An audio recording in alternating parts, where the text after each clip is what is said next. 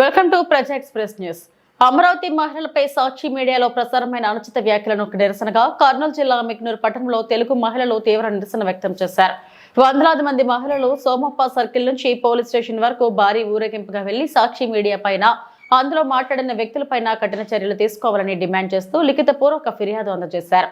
ఈ సందర్భంగా నాగల్లి స్వాతి 3వ వార్డు కౌన్సిలర్ మాట్లాడుతూ అమరావతి మహిళల త్యాగాలను అవమానించడమే కాకుండా వారి శీలాన్ని హననం చేసే విధంగా సాక్షి మీడియాలో మాట్లాడారని నిరసనకారులు తీవ్రంగా ఆరోపించారు.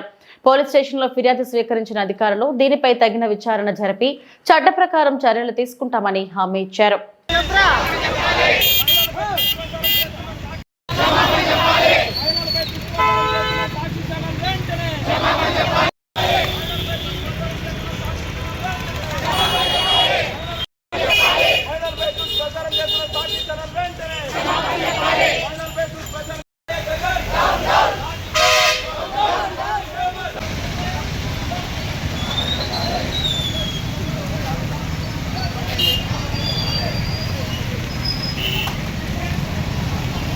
ప్రచారం చేస్తున్న సాక్షి ఛానల్ వెంటనే దుష్ప్రచారం చేస్తున్న సాక్షి ఛానల్ వెంటనే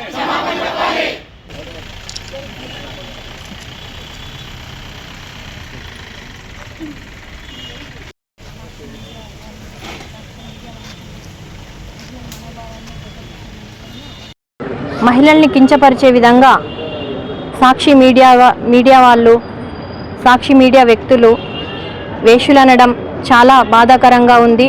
మహిళలను మనోభావాలు దెబ్బతీస్తున్నారు.